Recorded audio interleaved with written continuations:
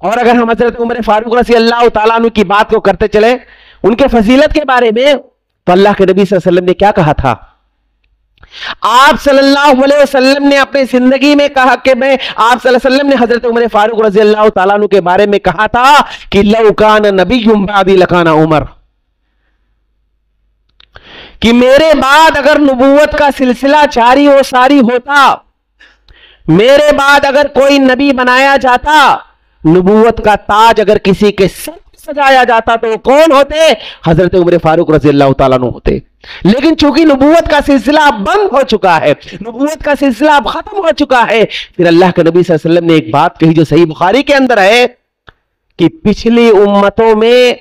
کچھ ایسی شخصیات پائی جاتی تھی جن کے اوپر الہام ہوتا تھا، کشف ہوتا تھا۔ اگر اس امت میں کسی شخصیت پر اللہ کی جانب سے کوئی الہام یا کشف ہوتا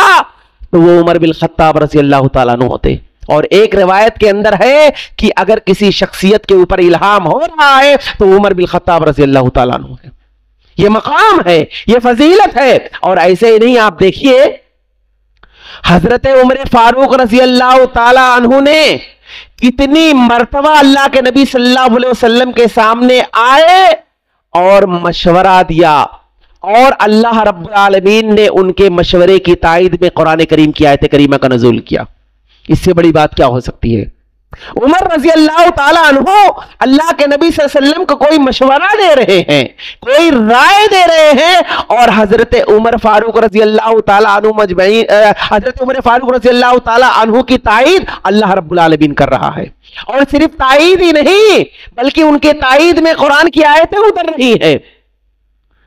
آپ دیکھیے مقام ابراہیم، اللہ کے نبی صلی اللہ علیہ وسلم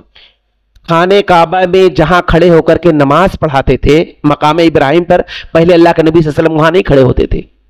عمر رضی اللہ تعالیٰ عنہ نے کہا، اللہ کے نبی صلی اللہ علیہ وسلم میری یہ رائے ہے، میں یہ چاہتا ہوں کہ آپ مقام ابراہیم کے پاس کھڑے ہو کر کے لوگوں کو نماز پڑھائیے، میں یہ چاہتا ہوں۔ حضرت عمر فاروق رضی اللہ تعالیٰ عنہ نے اللہ کے نبی صلی اللہ علیہ وسلم کو ایک رائے دی، ایک مشورہ دیا، اللہ رب العالمین نے قرآن کی آیت کریمہ کا نزول کر دیا اور کہا وَاتَّخِذُوا مِن مَقَامِ إِبْرَاهِيمَ مُصَلًّى، کہ اللہ کے نبی صلی اللہ علیہ وسلم آپ مقام ابراہیم پر کھڑے ہو کر کے نماز پڑھائیے۔ اور پردے کی آیتیں حضرت عمر فاروق کے مشورے کے بعد آئیں۔ اللہ کے نبی صلی اللہ علیہ وسلم کے پاس حضرت عمر فاروق رضی اللہ تعالیٰ عنہ آتے ہیں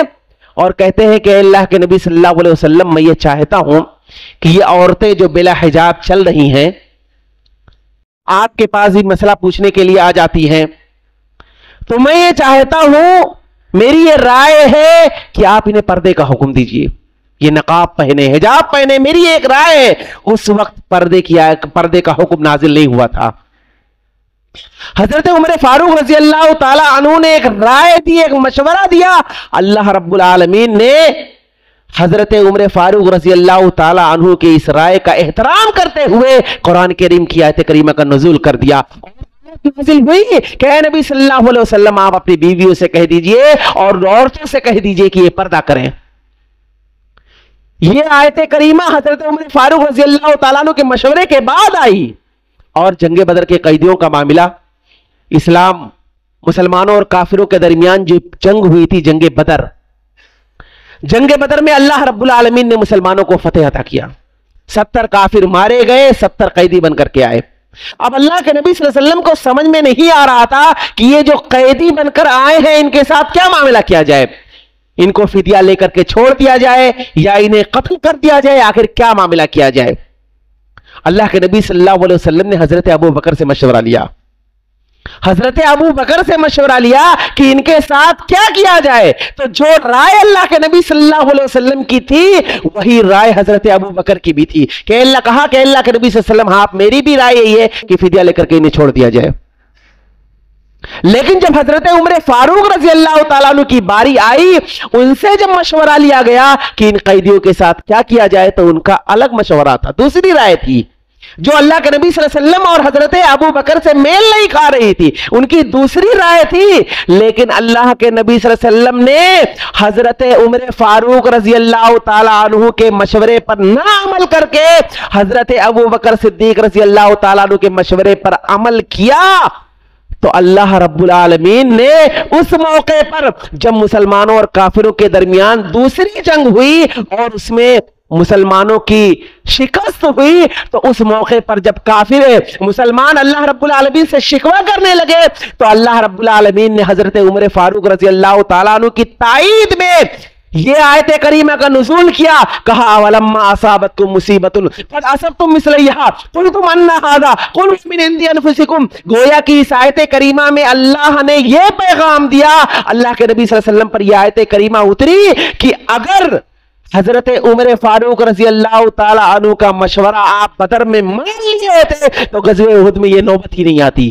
یعنی وہاں پر بھی اللہ رب العالمین نے حضرت عمر فاروق رضی اللہ تعالیٰ عنہ کی تائید کی۔ تو اس طرح سے کئی ایسے مواقع پر